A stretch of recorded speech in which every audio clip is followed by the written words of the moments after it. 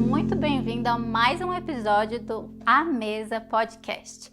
Hoje nós vamos falar sobre um assunto pouco falado dentro da igreja, mas muito importante, que é a pressão, muitas vezes até oculta, nos filhos de pastores. Nós muitas vezes ali julgando, idealizando que eles sejam perfeitos por serem filhos de pastores. E por outro lado, muitos pais também comprando essa pressão de ter que manter aquela aparência de uma vida perfeita. E hoje eu trouxe aqui duas pessoas muito especiais para estar falando um pouco mais sobre esse tema. Pastora Zelinda e Pastor Rogério, sejam muito bem-vindos. É um prazer ter vocês aqui comigo. Obrigada, Milena. Uma alegria para nós, uma honra poder ainda mais compartilhar esse tema que a gente ama tanto.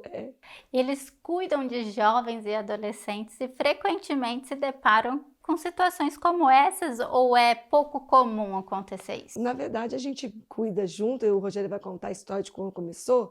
Além dos jovens da igreja e adolescentes da nossa igreja, nós cuidamos de filhos de ministros no Aljava. O Aljava é o cuidado de pastores, e vou deixar ele contar a história que partiu do coração dele. E hoje o Aljava, hoje não, já tem quanto tempo, amigo? Uns 2 anos? Não. Uns 3? 4 anos, o tempo passa.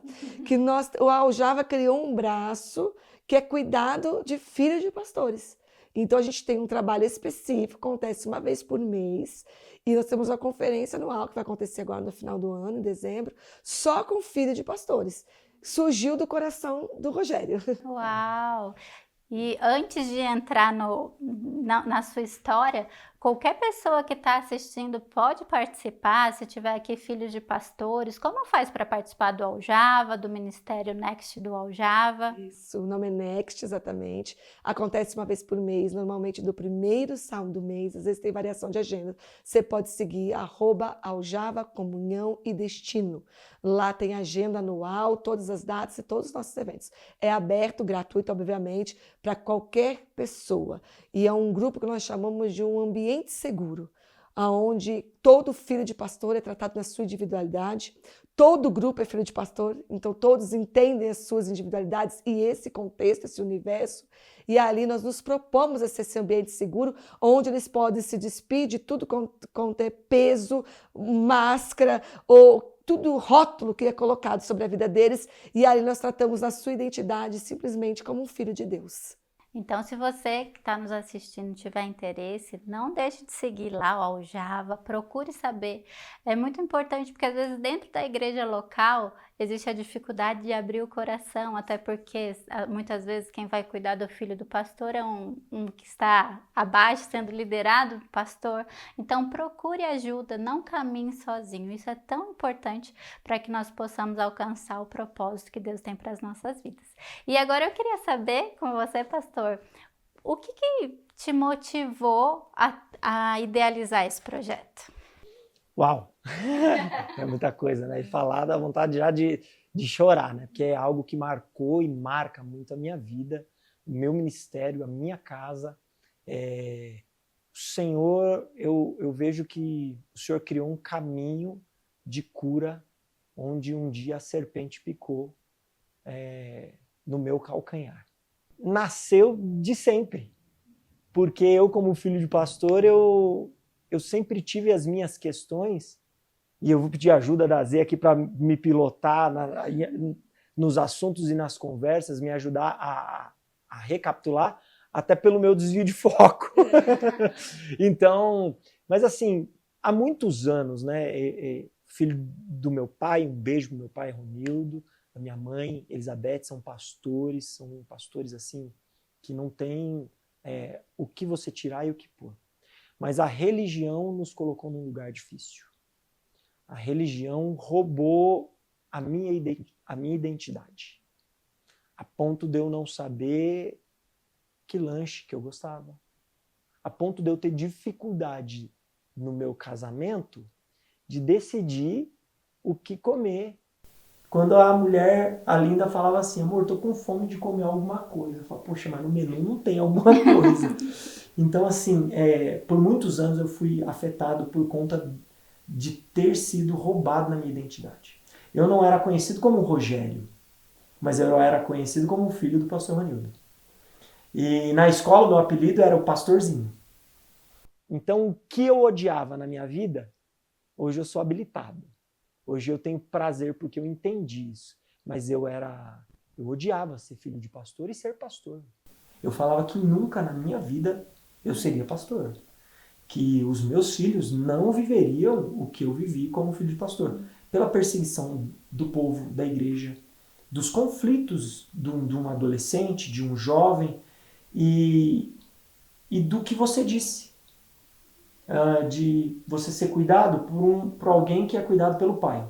Não que isso tenha um problema. Se ajustado da maneira correta, onde o juízo não parta da religião, e sim que cada pessoa tem uma história, um nome, e eu costumo dizer que filho de peixe não é peixinho, filho de peixe é outro peixe. Né? Então, você que é filho de pastor, você não é filho do peixinho, você é outro peixe com o seu nome, com a tua identidade, com o desenho original que o Senhor tem para a tua vida.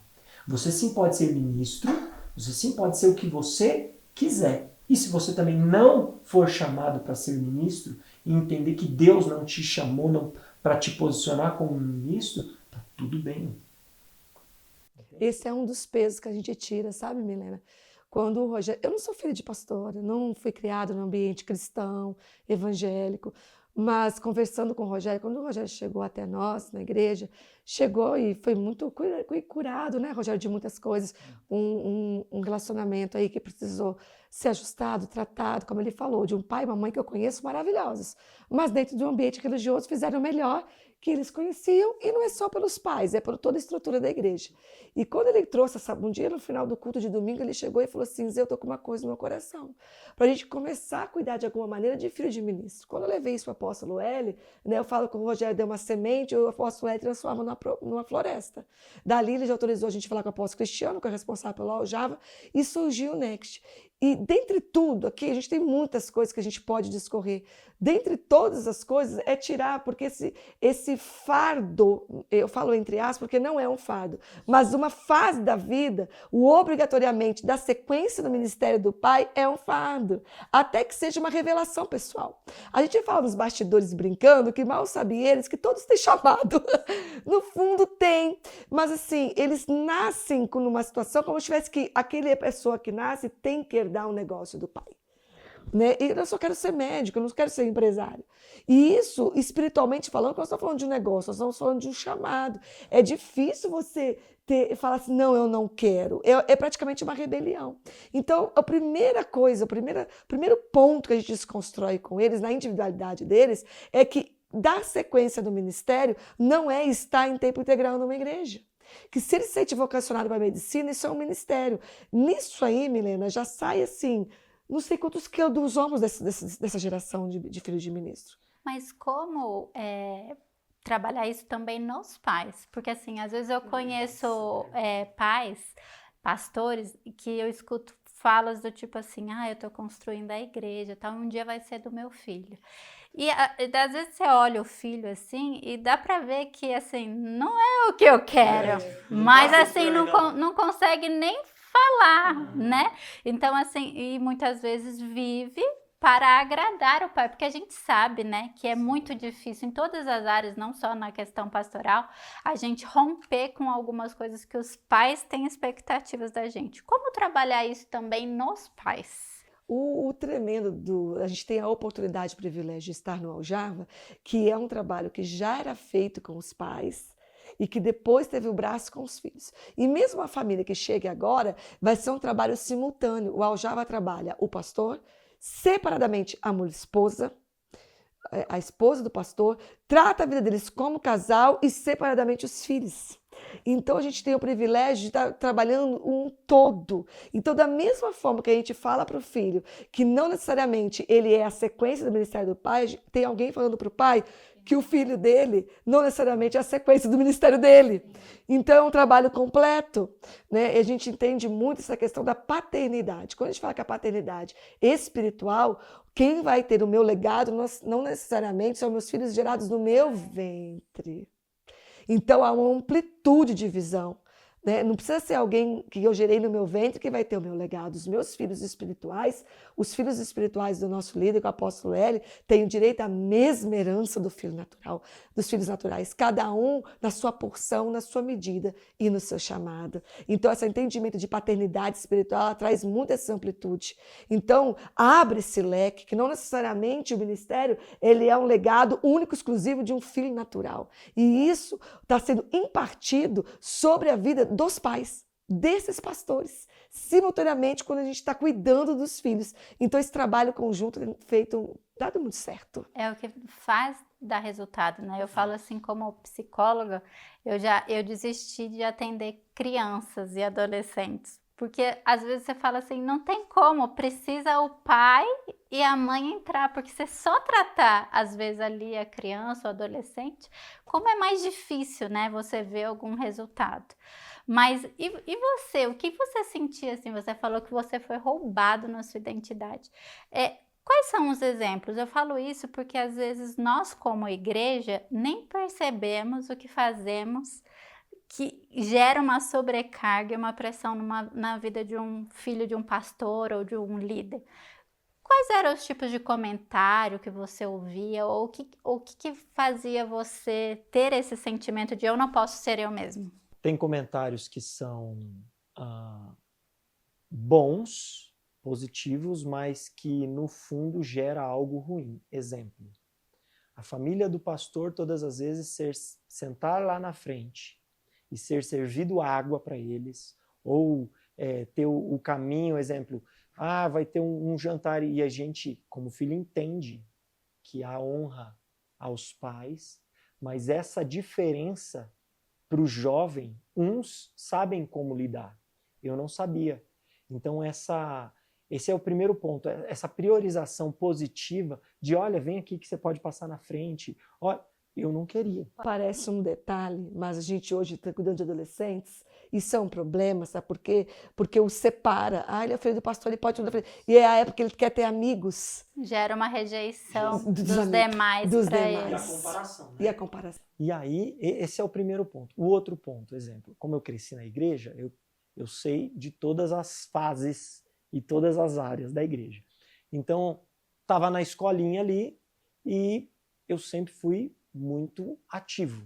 Eu sou uma pessoa ativa. Então, eu sou uma pessoa que quero mexer no quadro ali. Eu quero tocar ali na flor, não quero só olhar.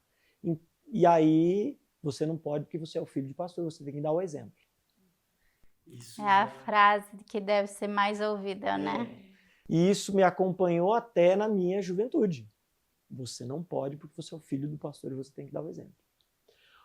E outra coisa,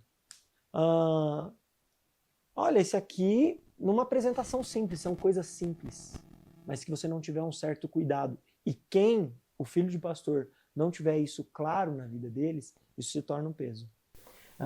Nós estamos aqui, quem é você? Esse aqui é o filho do pastor Ronildo. Não. Não tem nome. Qual é o seu nome, né? Qual é o seu nome? Meu nome é Rogério. De qual igreja você faz parte, né? Então hoje nós temos esse cuidado no Next. Eles chegam lá, eu não pergunto de quem eles são filhos. Porque nós entendemos que eles, primeiramente, são filhos de Deus. Todos ali são iguais. E eu pergunto para eles assim, sejam bem-vindos, e qual é o seu nome? O que você faz, se você estuda ou trabalha, e qual é o nome dos teus pais? Partindo do nome dos pais, eu e a Z, minha esposa linda, um beijo, te amo, tá com a Bela, nós já sabemos qual igreja eles são. Quando nós temos dúvida de qual cidade, mas eu evito porque eu sei que alguns vão se sentir feridos e expostos. Por isso desse ambiente seguro. A gente comenta aqui o que acontece e o que se fala no Next. Fica no Next. Fica no Next. Então, essa é algumas... A gente fala muito que tem a costa quente, né? Sabe o filho do pastor, aquela fase de adolescente, principalmente? Que tem as regras, os princípios, tudo aquilo que a gente seca com nossos filhos. Se o filho de pastor fizer uma coisa diferente, toda o resto... mas o filho do pastor está fazendo. Então, esse rótulo, essa referência é um peso muito grande, né? Que aí dentro de casa, na religiosidade, se os pais não tiverem sabedoria, não é você não pode fazer porque isso vai te fazer mal. Você não pode fazer porque você é exemplo, você é meu filho. Né? Não pode fazer algumas coisas mesmo porque a gente quer cercar e proteger. Agora, a forma de tratar não pode fazer porque você é meu filho, você tem que dar o exemplo. Ninguém quer. Um adolescente não quer esse rótulo, não quer esse lugar. E tem também aquela frase meio, né, eu ouvi assim, tipo, e ainda é o filho do pastor, né? Então, assim, eu vivi. e que peso, né? Porque assim, é a mesma coisa de dizer às vezes que o médico não vai ficar doente porque ele é médico.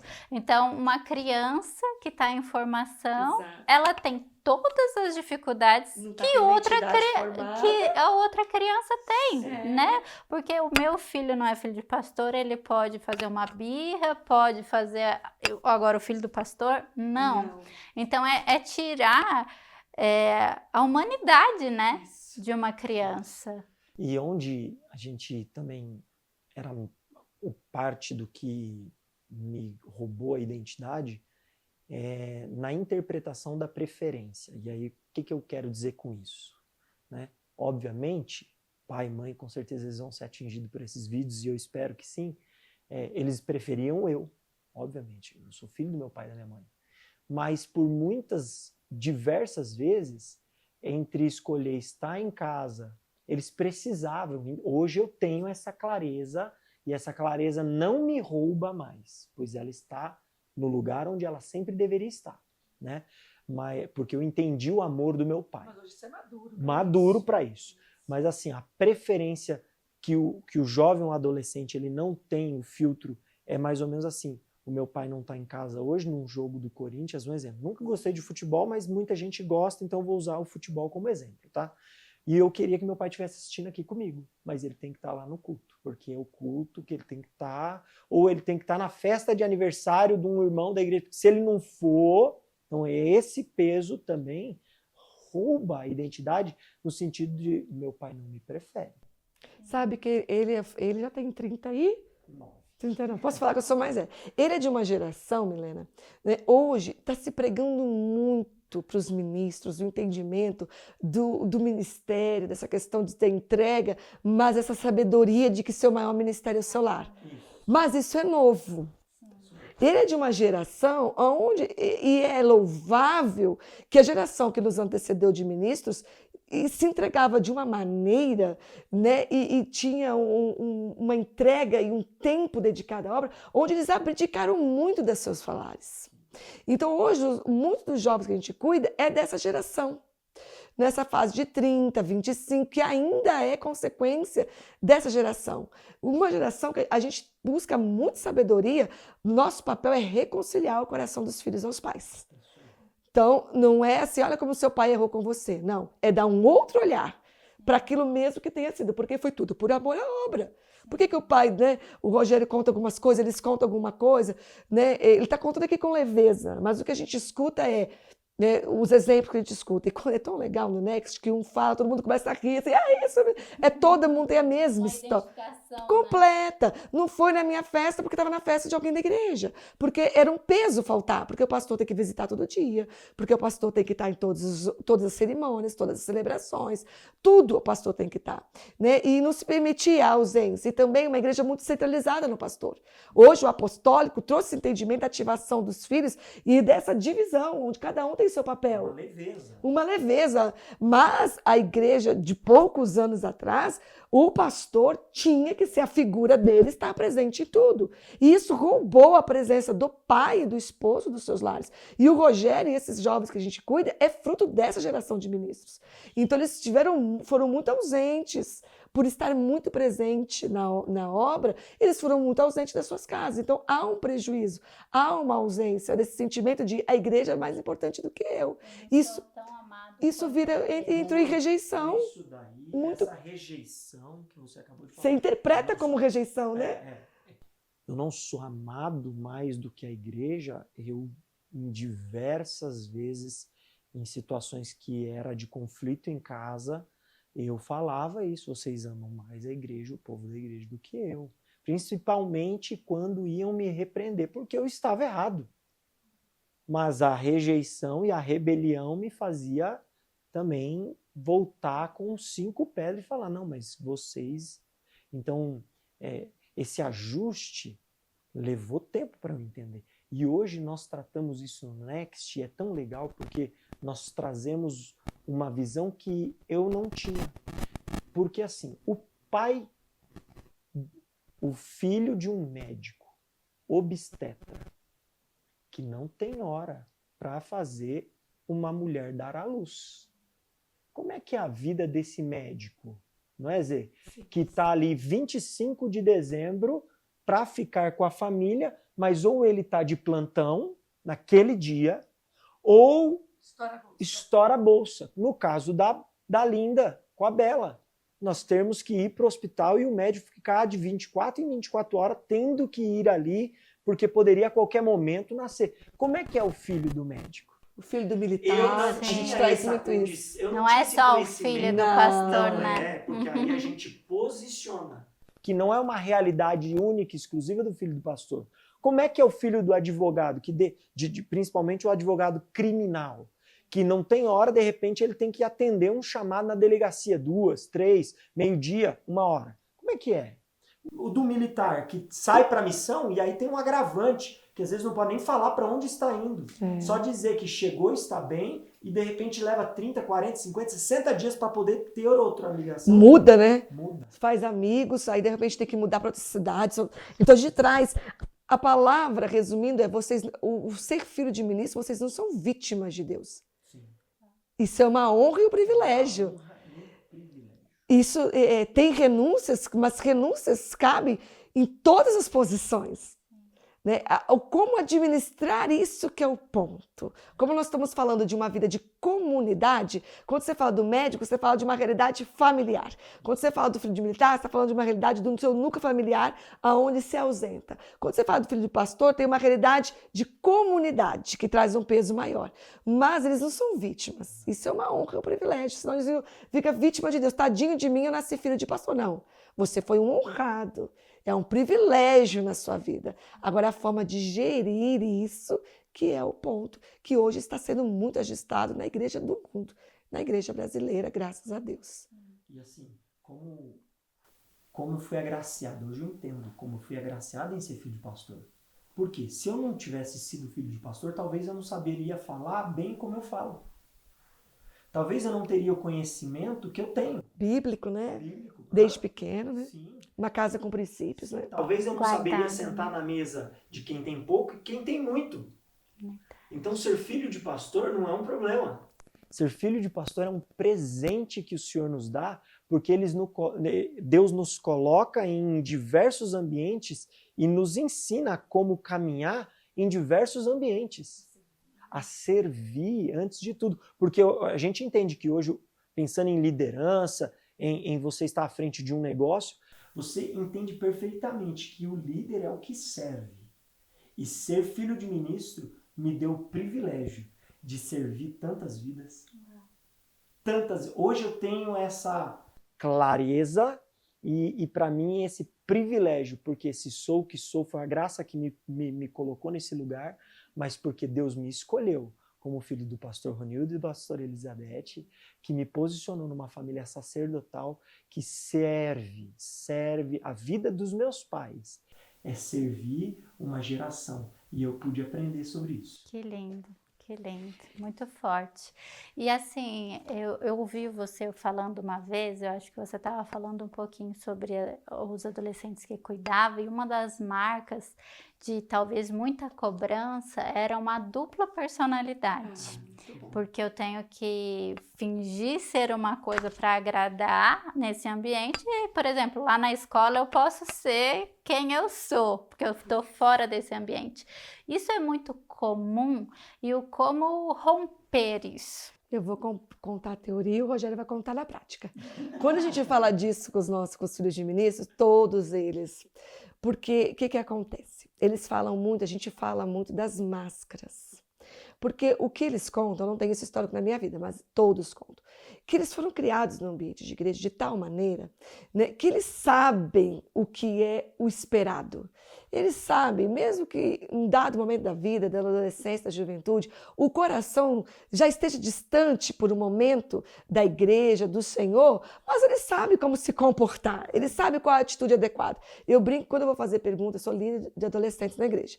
Eu chego lá com eles, eu vou fazer uma pergunta que eu quero, né, o coração deles seja exposto, eles já têm aquelas respostas de crente. Pronta, que coisa linda. Teológico, que não conhece que te compra, né? Eu sei que seu coração... Me fala a verdade do teu coração, precisa dessa resposta linda de crente pronta. E é isso, eles já sabem. Eles falam que eles já sabem como se comportar. Eu sei que eu tenho que chegar na igreja mais cedo, isso vai agradar meu pai, eu vou sentar lá, antes de ir para a bateria, eu vou baixar a cabeça, fazer uma oração. Só que o coração está distante daquilo.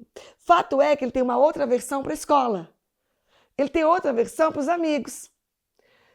O problema está, Milene, e você sabe falar disso melhor do que eu como psicóloga, é que chega um ponto que essa questão de você não consegue sustentar. Você não vai conseguir falar assim, eu estou só fazendo isso agora, tendo vários comportamentos e usando uma máscara para cada ambiente. Aquilo vai entrar na sua identidade. Você vai se tornar uma pessoa que aprende a ser mascarado. Há em diversos ambientes ser um camaleão na sua personalidade. E se você não tem uma desconstrução em Deus, você cresce com essa pessoa que aprende a ser falsa. Né? E aí que vem essa dupla personalidade. Né? Tem uma expressão que eu aprendi esses dias na psicologia, que é a selfie fingida. Né? A pessoa tem uma selfie para cada um eu mesma para cada ambiente. Não é uma coisa que ela coloca numa gaveta e depois ela fala, eu não vou mais mexer nisso. Você fazer um caminho de volta para esse aprender a ter várias personalidades de acordo com o ambiente, depois é uma desconstrução muito grande com a psicologia, com Deus. Né? O Rogério testemunha muito disso, com muita propriedade. Eu costumo dizer um pouco do que a Zê falou, que para cada pessoa tinha uma máscara e para cada ambiente uma cor. Então eu sabia lidar com qualquer pessoa. Só que chegou nos meus 22 anos de idade, eu estava cansado.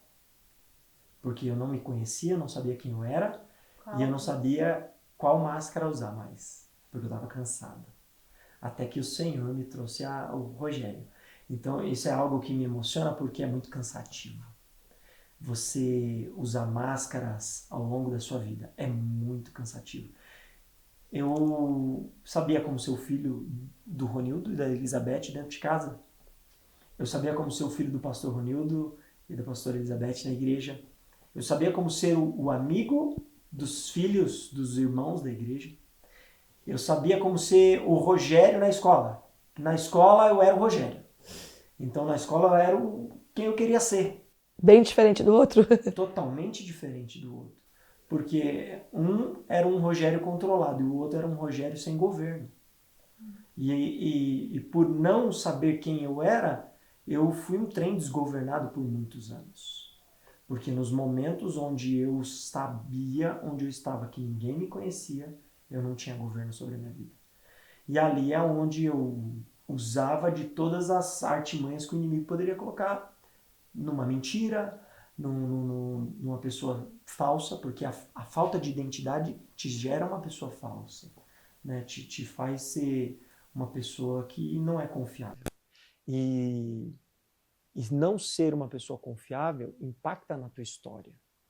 Hoje, ainda com os meus pais, tudo está remido, tudo está curado, tudo está colocado no lugar onde deveria estar. Mas eu ainda entendo que pelo tempo onde eu desonrei os meus pais, nas áreas que eu desonrei, eu sei que ainda os meus pais têm dúvidas.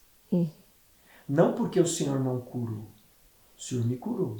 Mas agora precisa dos frutos chegarem até esse lugar para dizer, de fato, houve cura e libertação. Entende? Então, assim, o conselho que eu dou para os filhos de pastores que têm a dificuldade de entender quais as máscaras usar é procure alguém de confiança e não teste esse alguém de confiança. Fala por quê. Eu tô fazendo entrevista. Eles testam. Essa questão do teste é muito interessante. Por que teste, Rogério? Agora, tô aqui, a colérica já tá fazendo entrevista junto com a Milena. Eu tenho uma pergunta para você depois. Contratada. Mas conta, que eles falam tanto do teste, eu hoje experimentei com ele essa questão do teste que eu não conhecia. Isso é tão interessante, essa questão do teste. Fala do teste. Nós crescemos no ambiente pastoral, onde o líder de jovem acaba sendo meu líder. Ou eu acabo sendo o líder de jovem e acabo não tendo ninguém ali para conversar. Então, de repente, eu vou conversar com um obreiro da igreja que responde ao meu pai, um exemplo hipotético. Então, o que acontece? Esse jovem ele quer falar algo dele. E aí ele conta uma mentira para essa pessoa, para ver qual vai ser a repercussão na casa dele. Até se vai chegar ou se não vai. Para testar passa se os pode dias. confiar ou não. E passa os dias, o pai ou a mãe chega e fala, filho, filha, Como que não quer nada? sabe aquele assunto? Ele acha que está sendo assim, A esperto. revelação do O Espírito filho mal sabe que o filho só fez de Já propósito foi para mais testar. esperto. Mas, Milena, passa por isso, porque um jovem da igreja está passando por isso, mal sabe que ele já eu sabe. testei. ô Milena, deixa eu só abrir um parênteses. É impressionante como todos testemunham isso. Todos, eu fiz vários testes. Aí sabe o que eles falam? Chega no Next, eles testam a gente. Mas agora a gente já sabe. Então eles demoram a se abrir, porque eles falam assim, vou me abrir um pouquinho assim, vou ver se vai chegar no meu pai. Quando eles vão percebendo que não chega, eles vão se abrindo. Essa questão, mas você imagina, que você acha que ele vai pegar essa questão de precisar testar pessoas para confiar, colocar numa gavetinha no coração e usar só dentro da igreja? Ou esse jovem, esse adolescente, vai crescer formatado, sem confiar nas pessoas e testar todo mundo à sua volta? Óbvio. Vai testar todo mundo. Perde o poder, a capacidade de confiar. Se é que você carrega isso na sua personalidade, você não vai deixar isso só para um âmbito da sua vida. Então, eles são pessoas que não confiam, fica testando todo mundo, Milena, é triste, porque é pesado viver assim, mas continua. E aí, assim, é interessante que a gente se depara com cada história, né? Então, dentro do Next, eu já me deparei com histórias que é do perfeccionismo. Precisava Muito. ser tão perfeito na igreja, tão perfeito, que hoje sofre com perfeccionismo. E precisa lidar com essas questões que todo perfeccionista... não pode errar, não pode errar. Se eu errar, eu perdi tudo, eu não posso errar. Então, a minha questão era as máscaras. Tinha outros que não tinha problema com máscara, mas era o perfeccionismo. O outro era a falta de amor. Eu não sou amado, meu pai prefere a igreja. Então, eu vivi todas essas esferas, mas onde mais me atacou foi nas máscaras. E o filho de pastor que encontra uma pessoa no teu caminho, na tua jornada, vai livrar ele de ser roubado nas questões. Eu tive algumas pessoas ao longo do caminho, que eu posso citar aqui. Um é o Lucão, que aos 22 anos me encontrou. Ele foi o meu brother, que eu poderia falar com ele todas as minhas questões e me ajudou no meu caminho de sentar de frente comigo mesmo, mas a versão que o Senhor tinha desenhado.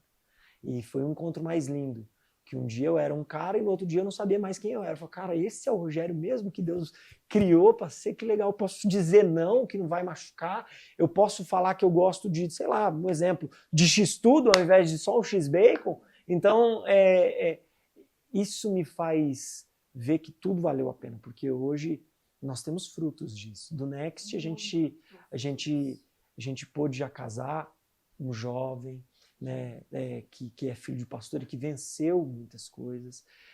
A gente está para casar o Samuel, né? Eu posso citar o nome que acompanho muito de perto, e dentre tantos outros que a gente tem acompanhado ao longo do Brasil. Né?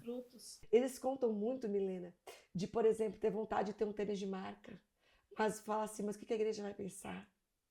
Nossa, isso me corta o coração. Não é por causa do tênis de marca, né? Os filhos não têm um tênis de marca, o problema não está nisso. O problema está nessa abdicação. De viver em prol do que todo mundo vai pensar, né? A viagem do final do ano não pode ser mais que uma semana, porque senão a igreja vai esvaziar. E também o povo vai pensar que a gente está desfrutando com que dinheiro. O carro do pastor, ele não pode ser um carro novo, ele tem que ser um carro velho, porque o que vão pensar? O pastor ele não pode fazer um churrasco. Se o irmão chegar na porta da casa dele, bater e ver que está saindo fumaça, o pastor está curtindo, tem churrasco na casa dele, mas na minha casa nem tem. Oh, eles contam, né? Porque é um outro tempo, né? Mas eles têm experiências que vêm assim, das pessoas entrarem na casa deles, abrir a geladeira. A casa não era deles mesmo, né? Aquela casa pastoral. Eu não podia andar sem camiseta dentro de casa. A qualquer hora podia entrar alguém. Algum momento vai entrar alguém.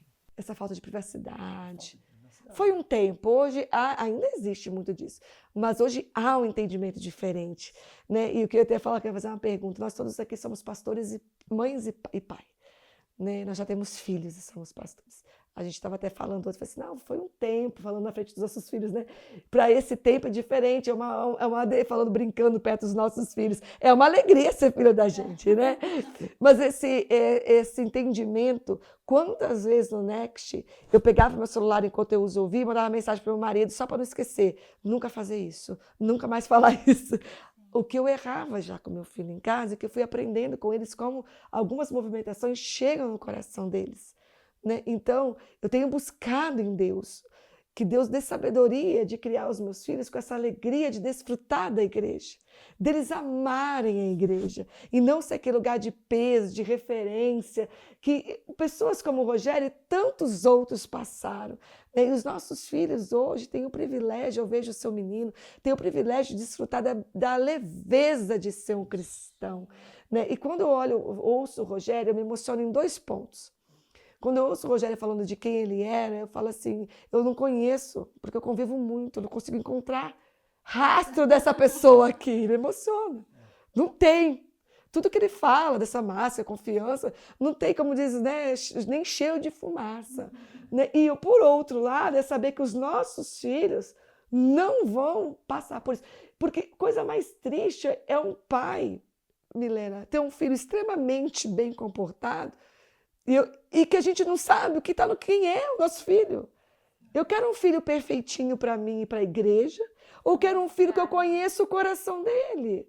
E eu estava até pensando enquanto vocês estavam falando, porque eu lembro quando o Davi era pequenininho, tem uma fase que eles fazem bastante birra, né?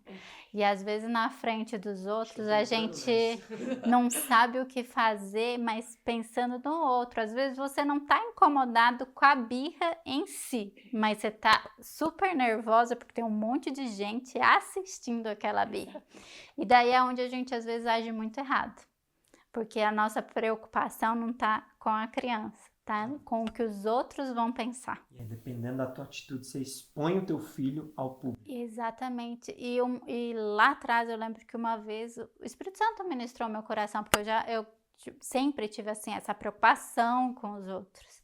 E assim, mas o que é mais importante? Às vezes você tá em um lugar que ninguém nem te conhece, né? Mas você age mal com a pessoa mais importante da sua vida, que é o seu filho, que é a pessoa que você tem a responsabilidade de cuidar, de guardar, em detrimento de pessoas que você nem conhece. E talvez também isso caiba dentro do ministério pastoral, né? Porque muitas vezes, será que a gente está agindo assim, deixando a desejar com a pessoa mais importante da nossa vida, nosso primeiro ministério, que é nosso filho, por causa de opinião de outros, e que, para ser bem sincera, não vai valer de nada, porque assim, a gente sabe que se você fizer de um jeito, vão criticar, e se você fizer de outro, vai ter quem critique também. E falando nisso, eu quero fazer um comentário, que isso vai ser novidade para você. No penúltimo, então, teve o último no penúltimo, ou no antepenúltimo. Eu não me lembro agora a data exata, mas eu lembro o que aconteceu. A Zé me ligou e falou, amigo, nesse Next eu não vou poder estar, porque o Pedro me disse que eu fiquei a semana inteira fora e eu precisava estar com ele esse final de semana. Eu recebi aquilo maravilhoso. Aí vocês vão entender. A hora que eu cheguei, eu falei, olha, a Zé hoje tirou o dia para ficar com o Pedro e Cabela. Uns 4 que estavam do meu lado, inclusive, eu comecei a chorar. Não sabia. Por quê? Isso é uma atitude de cura para quem tá lá. Que o que mais quem tá ali esperava do pai e da mãe é que tivesse feito isso. É que tivesse feito isso. E ver a nossa liderança, com quem a gente caminha perto, dizer, e hoje eu sou pai. Eu não sabia como era, mas hoje eu sei como é. Eu ter a leveza de dizer, eu não vou estar num culto ou numa conferência ou em algum lugar, porque eu vou estar com a minha filha, porque eu preciso tirar esse tempo para minha filha e ser leve, não tem preço. E no dia, quando eu disse isso, a primeira coisa que eu disse, eu falei, olha, hoje nós estamos aqui, vai ser só nós, porque a Zê e a Linda, estava só eu, estão cuidando, a Zê dos filhos, e vai tirar um dia para estar com os filhos, e a Linda com a Bela. O que a gente foi curado naquele dia, o que os jovens que estavam ali foi curado, porque parte desse ambiente. E eles, porque o maior motivo é eles verem as atitudes, porque nós somos os filhos de ministros, eles são convividos eles convivem com palavras. Palavras, palavras, palavras e palavras. Quando você começa a ver a atitude, são os frutos. E ver que eu posso fazer isso e não tem peso. Sem culpa nenhuma, que o fulano não vai deixar de vir no culto, ou o ciclano vai dizer que, olha, tá lá porque não veio aqui. Não. Isso é cura. Isso é cura. Aprende muito mais do que Muito 3 mais. horas de sermão Muito bonito. muito mais, porque é o que liberta eles, é o que posiciona eles, sabe? Então, são momentos assim que eu vejo que a minha filha não vai sofrer e eu vejo o caminho de cura que está sendo gerado para essa geração, onde nós estamos sendo posicionados para tocar. São mãos que tocam em feridas, onde de fato é o bálsamo de Gileade sendo curado aquelas feridas, sabe? A gente fica muito feliz. E um dos frutos é eles me ligarem e falar assim, pastor, eu já falei com o meu pai sobre esse assunto, ele me deu essa direção, não que a minha direção vai invalidar o pai, mas o fruto é, eu falei com o meu pai. E a opinião do meu pai foi essa. E eu estou dividindo com o Senhor do sonho lá que aconteceu, que o Senhor me deu, e a nossa direção é exatamente conectar o coração dos filhos aos pais e os pais aos filhos, e é fazer com que eles tenham de volta o coração do pai ao filho e o filho ao pai. Isso é bom falar, o Next não é uma igreja. A gente não vai virar a igreja do filho de ninguém. A gente só vai cuidar só vai restaurar o coração. Mas a igreja dele é a igreja de origem, a igreja do seu pai. A paternidade é o pai. Uma igreja, a paternidade, nós não somos É um auxílio, é um auxílio. né? A gente Até não vira a paternidade esse de ninguém. auxílio seguro. Até o próprio pai às vezes vai se sentir mais confortável em estar que o filho esteja ali falando com alguém fora do seu ministério, né? Nós vivemos isso. E nós vivemos isso intensamente, genuinamente, em corpo que nós recebemos uma família de outro estado e nós fizemos com muito cuidado. Nós tivemos uma reunião onde nós, olha, você vai atuar com essa família e você com esses filhos nessa situação. É tudo muito alinhado entre eu, Zê e o apóstolo Cristiano. E para ter esse cuidado em todas as áreas, para receber eles, tratar e posicionar eles de maneira correta e uniforme. Não invalidando a paternidade que é o pai, mas sim naquele momento talvez de não saber como se conectar, ajudar nesse caminho de conexão, sabe? Essa é a parte que nos cabe do Next. Uau, que papo mais gostoso. Eu tinha mais umas 15 perguntas aqui, mas o nosso tempo já está acabando. Então, se você já ouviu mais sobre o Aljava, sobre o Aljava Next, não deixe de procurar saber, né? Ali você vai encontrar um lugar seguro para ser tratado em sua totalidade, tanto o pastor, quanto a pastora, quanto os filhos, um ambiente que está ali para cuidar de pessoas como você, que cuida de tantas outras vidas. E eu quero agora, para encerrar, que vocês possam deixar um conselho tanto para os pais quanto para os filhos. E também que você possa entender que a gente está falando aqui de pastores, mas às vezes a gente também pode pressionar nossos filhos sendo um empresário, sendo um profissional liberal, e que isso pode ser libertador na sua vida de ouvir, né, esse podcast, ouvir de novo, porque foi muito rico aqui, cheio de aprendizados. Então, mas para finalizar, deixa um recadinho pra gente, um conselho. O que eu busco muito, Milena, o que eu aprendi com os meus líderes, é para a gente tomar cuidado para não virar os treinadores dos nossos filhos. Aí que a gente vai perdendo o coração, né? Então, quando a gente vira o treinador, é aquela mãe, ainda mais a gente que é mãe, né? Que é o dia inteiro. Você escova o dente? Você toma café da manhã? Troca de roupa? Você toma banho? Faz a tarefa? Né? E aí aquele discipulado, agora nós vamos devocionar, vamos ler a Bíblia, tudo isso é muito bom. Mas tudo que eu não quero é virar essa treinadora dos meus filhos, onde todo o meu relacionamento com eles é de regras do fez, não fez e do cuidado. Tudo que eu não quero, como eu disse, são filhos que parecem perfeitos diante de mim, diante das pessoas, e o coração está muito distante daquilo que eu estou vendo. Então, que a gente possa buscar em Deus estratégia para se conectar aos corações dos nossos filhos. Então, tomar cuidado, que a gente é tão mergulhado no ministério, tão mergulhado naquilo que Deus nos confiou, que o assunto gira só sobre isso. E às vezes a conexão com os nossos filhos vai estar falando de futebol. Eu preciso entender do universo do meu filho. Agora eu estou um pouquinho correndo ali para entender de Minecraft. Dá uma aula pra gente, Rogério. Por favor. De Brawl Stars. Ele tem o coração do meu filho no videogame. Aqui, meu amigo, meu filho ama o Rogério por causa de videogame. Então, aonde eu consigo conectar com o coração da minha filha? Com as coisinhas de menina que a gente faz juntos. Não é... Gente, eu não estou descartando e nem colocando numa balança, mas não é além da Bíblia que eu tenho o coração da minha filha. É tendo momentos de intimidade, momentos de família, de mãe e filha com ela. Então, só tomar esse cuidado para dedicar tempo e ser intencional a se conectar. O seu coração esteja sempre conciliado ao coração dos seus filhos. E para isso você tem que ser intencional, preparar momentos para isso, prestar atenção, porque o Espírito Santo prepara esses momentos. Mas às vezes nossa cabeça está tão distante, com tanta correria, com tanta coisa pensando, e quem está falando aqui, vive nesse lugar. Sempre tem que estar vigiando para voltar para esse lugar, para entender que o Espírito Santo, ele se encarrega de criar esses momentos. A gente só não pode perder essas oportunidades que ele cria, de nós conectarmos nosso coração com os nossos filhos, porque isso é o mais importante. Porque nossos filhos vão errar, eles vão ter dúvidas, vão ter problema de identidade, porque vão chegar na adolescência, faz parte do processo. Tudo isso, eles estão sujeitos a tudo isso, a pecar, tudo isso eles estão sujeitos. O que não pode é fazer isso distante da gente. O que não pode é fazer isso e a gente não participar disso. Eu não quero participar só das festas, das glórias, dos diplomas dos meus filhos. Eu quero participar das dores, dos choros, dos desafios, das tristezas e dos erros. Principalmente nessas horas, eu quero que os meus filhos se abram comigo.